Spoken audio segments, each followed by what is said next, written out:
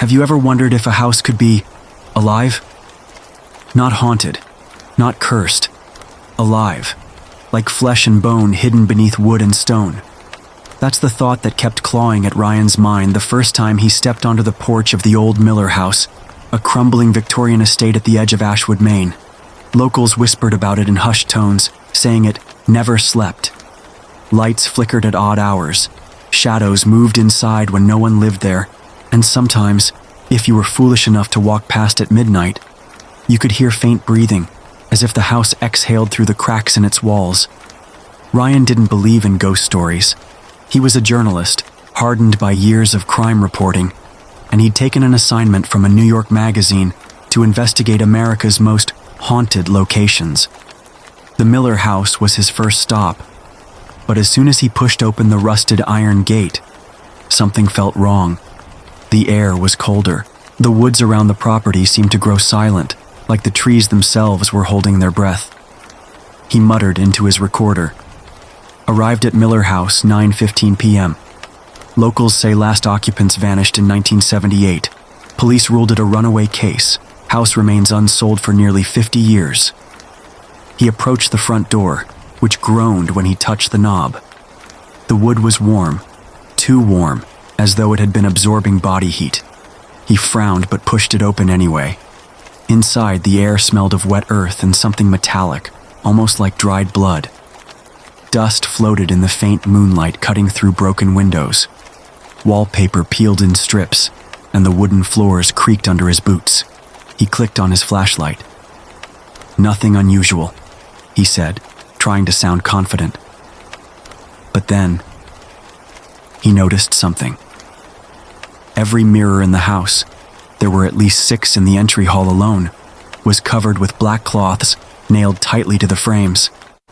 Ryan lifted one just an inch. What he saw made his stomach twist. The reflection didn't match reality. In the mirror, the hall looked darker, longer, and something, a tall, thin figure with hollow eyes, stood at the far end, staring back at him. He dropped the cloth immediately, heart hammering. Camera trick. Optical illusion, he whispered, but his voice betrayed doubt. As he moved deeper into the house, he kept noticing strange details. A soft thump-thump sound, like a heartbeat, pulsing through the walls. Dust on the floor disturbed by footprints that weren't his. Doors that seemed to close just a little tighter when he passed. He reached the staircase, where the wood spiraled up into darkness. A family portrait hung crooked on the wall, parents and 2 children. The father's face had been scratched out with deep gouges, as if clawed by something sharp. Suddenly, from upstairs, came a sound. Tap, tap, tap. Ryan froze. The taps were rhythmic, deliberate, moving closer. He raised his flashlight, pointing it toward the top of the stairs, but saw only shadows. "Anyone there?" he called, though his throat felt dry. No answer. Only the sound. Tap, tap, tap. He forced himself upward, step by creaking step. At the landing, the hallway stretched long, lined with bedroom doors. He noticed one door at the far end was slightly ajar, and a faint light spilled from within. He started toward it, whispering into his recorder, "Possible squatters, investigating room at end of hall." Halfway there, he noticed something chilling. The photographs on the walls. Each one showed the Miller family in ordinary poses. Birthday parties, Christmas mornings, summer picnics. But in every picture, in the background, the same tall figure with hollow eyes was standing silently, closer each time. Ryan's skin crawled. Finally, he reached the glowing door. His hand trembled as he pushed it open. Inside was a nursery, frozen in time. Dusty toys, a crib, faded wallpaper with little painted moons. The glow came from an old lamp flickering on the dresser, and on the crib's mattress lay a tape recorder, already running. Ryan leaned closer and pressed play. A distorted voice crackled through, whispering words that made his blood turn to ice. "You shouldn't be here, Ryan. Here." Ryan's breath caught in his throat. The recorder hissed with static, but the words had been clear. His own name, spoken in that distorted, inhuman whisper. He turned the device over in his hands, searching for a trick, a speaker, a wire, anything that explained how it knew who he was. But it was just an old, battered tape recorder, its buttons cracked with age. His flashlight flickered. The air grew heavier, pressing on his chest. "Not possible," he muttered. "Someone planted this." But who? The house had been abandoned for decades, and why leave a message specifically for him? Suddenly, the nursery door creaked shut behind him. Ryan spun around, shining the flashlight. The door was closed tight. He hadn't touched it. Thump, thump, thump, thump. The sound, the heartbeat, was louder here, pulsing through the walls. He pressed his palm against the wallpaper, and for a horrifying moment, he could swear it felt warm, alive, like skin stretched over ribs. His recorder in hand, he whispered shakily, "Walls feel organic. House may be settling, but sensation is unnatural. Strong odor of copper, possibly blood." Then he heard it. A voice. Not from the tape recorder this time, but from somewhere inside the nursery. A child's whisper. "Play with me." Ryan froze. The sound had come from the crib, right next to him. He leaned forward, heart pounding, and pulled back the dusty blanket. Nothing. Empty mattress, only the tape recorder. But when he turned back toward the dresser, something had changed. The lamp was no longer flickering. It glowed steady and strong. And in the reflection of its dusty mirror, Ryan saw the nursery, only it wasn't empty. In the mirror, the crib held a child, a little girl in a white dress, her face pale and blurry, as though smeared by shadows. She was staring at him. Ryan spun around. The crib was empty. When he looked back at the mirror, the girl was closer, her hands gripping the bars, her mouth stretching into a silent scream. The lamp shattered. Darkness swallowed the room. Ryan stumbled backward, flashlight shaking in his hand. He fumbled for the door, yanking it open and bolting into the hall. The heartbeat followed him, louder now, faster. Thump, thump, thump, thump. The hallway lights, dim, ancient bulbs, began to flicker on, one by one, chasing him down the corridor as though something unseen was advancing behind him. He reached the staircase, panting, ready to leave. This wasn't worth it. Article or not, he had to get out. But then, he heard something downstairs. The front door slammed shut. Heavy footsteps echoed in the entryway. Slow, deliberate, someone, or something, was in the house.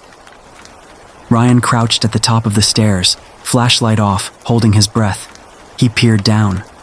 The entryway was dark, but he could see a shape, a tall, thin figure, unmoving, its head tilted up toward him. Even in the shadows, Ryan knew.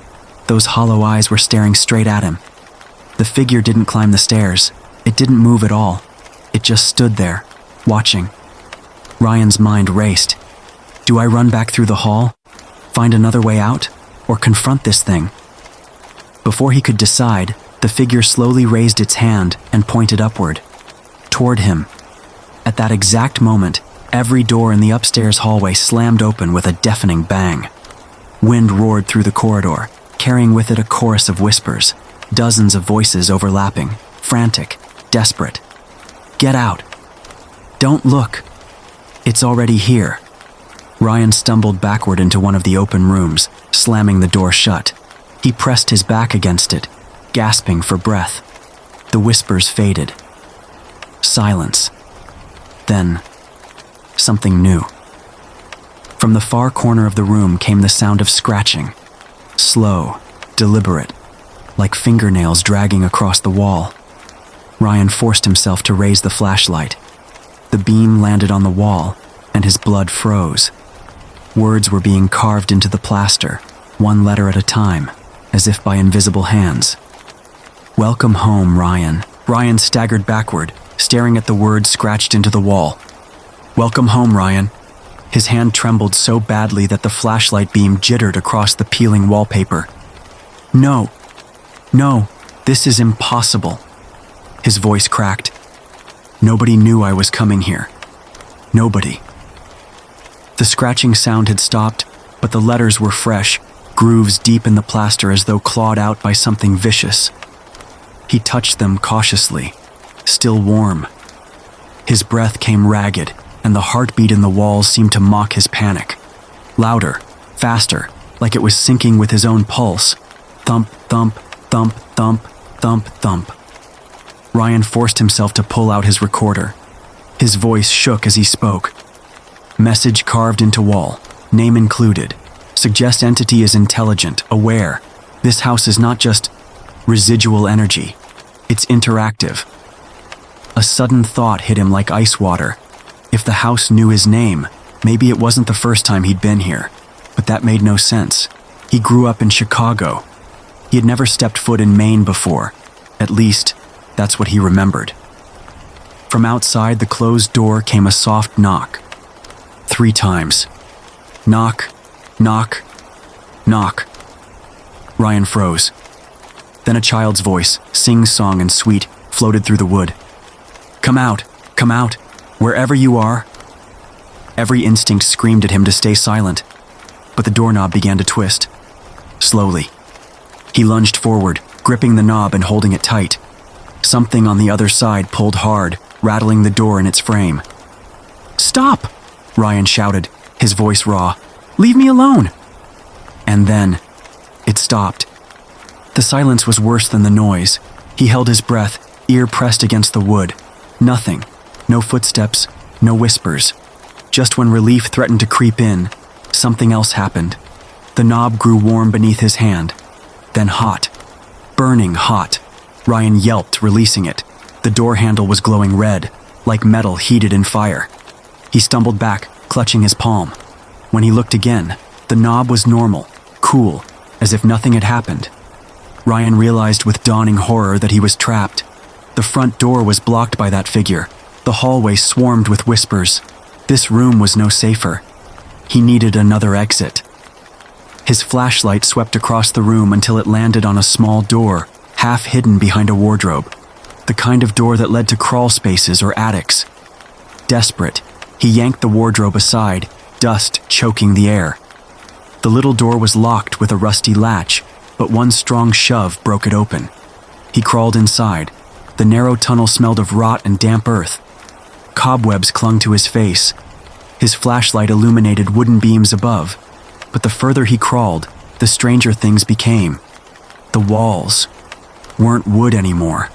They were slick, moist, like veins pulsing just beneath the surface. He recoiled, gagging at the texture beneath his palms. Jesus Christ, he whispered. The tunnel twisted downward like a throat. The deeper he went, the more he heard it. The heartbeat. It wasn't just in the walls now. It was inside his skull, vibrating through his bones. He turned a corner and froze. A door stood at the end of the passage. Unlike the rest of the house, it was pristine, white wood, polished brass handle as though it had been waiting. Ryan hesitated. Everything about it screamed trap, but the only other option was crawling back toward whatever hunted him. With trembling fingers, he pushed it open. The door swung wide, and Ryan found himself staring into a bedroom, but not just any bedroom. His bedroom, back in Chicago. Every detail was perfect. The unmade bed, the posters on the wall, the old desk where he used to write. Even the faint smell of his cologne lingered. Ryan's knees nearly buckled. No, this isn't real.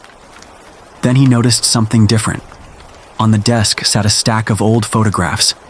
He picked one up with shaking hands. It was a picture of the Miller family, standing on the porch of this very house. But there, among them, smiling like he belonged, was Ryan. Ryan's vision blurred as he stared at the photograph. The Miller family, mother, father, 2 children, and him. A little boy, maybe 8 years old, standing beside the daughter, holding her hand. Same dark eyes, same crooked smile he saw in the mirror every morning. No, that's not me, Ryan whispered, his grip tightening on the photo until it bent. I never knew them.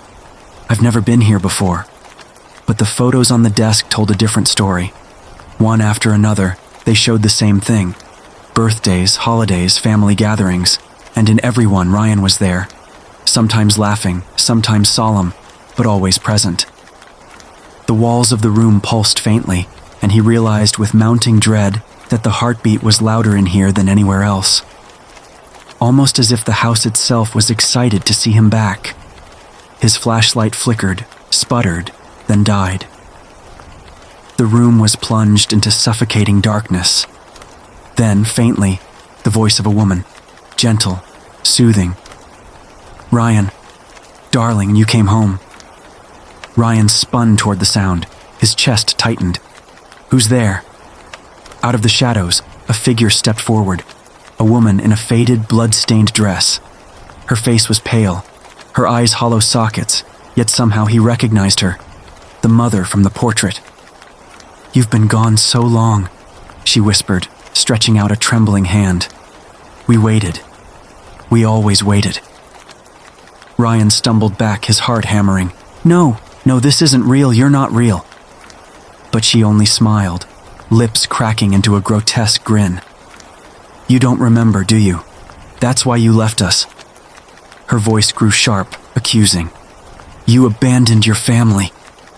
Ryan shook his head violently. "I'm not your son.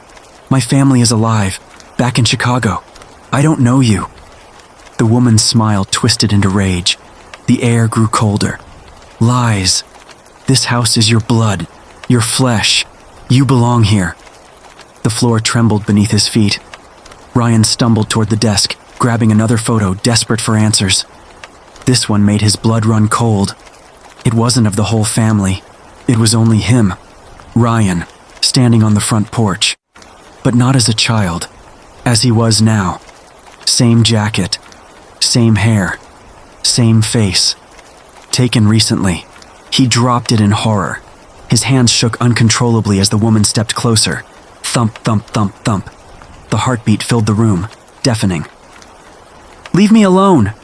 Ryan screamed, fumbling for the crawlspace door. He shoved himself back into the tunnel, scrambling away as her laughter followed him. High, shrill, echoing down the passage like broken glass. The crawlspace twisted downward again, steeper this time. He slid on damp earth, scraping his hands raw until the tunnel spat him into another chamber. He shone his flashlight, miraculously flickering back to life, and froze. The chamber was filled with cribs, dozens of them, some broken, some whole. Each crib held tiny skeletons, their bones twisted unnaturally, their skulls cracked open. The smell of rot was unbearable. And above the cribs, scrawled across the walls in what looked like dried blood, were the words, "The house never lets them leave." Ryan gagged, bile rising in his throat. His light shook across the horror until it landed on something in the far corner. A tall, thin figure, hollow eyes glowing faintly in the dark. It stepped forward, slowly, and Ryan finally saw it clearly for the first time. Its skin looked stretched too tight, its limbs impossibly long, its face almost, but not quite, human. And yet, it looked familiar. Because the face, beneath the distortions, resembled his own. Ryan stumbled back, the truth dawning in fragments of terror. No, it can't be. The creature tilted its head, and in a voice that sounded like his own, only deeper, broken, it spoke. "We are the same." Ryan's chest heaved as the creature loomed closer. Its hollow eyes bore into him, its grotesque face stretching into something that mocked a smile. "We are the same," it repeated, the words vibrating through the chamber like a second heartbeat. Ryan shook his head violently. "No, you're not me, you're—" The figure moved faster than he could react, closing the space between them in an instant. Its hand shot out, grabbing his wrist. The touch was ice cold, yet alive, skin over bone, veins pulsing. Visions exploded in Ryan's head. He saw the Miller house decades ago, vibrant and full of life. Children laughing in the halls, the family smiling at the dinner table, and among them, a boy, him. He saw himself running through the nursery, playing with the little girl from the mirror. He saw the father, stern but protective. The mother, warm and loving. And then, the night it changed.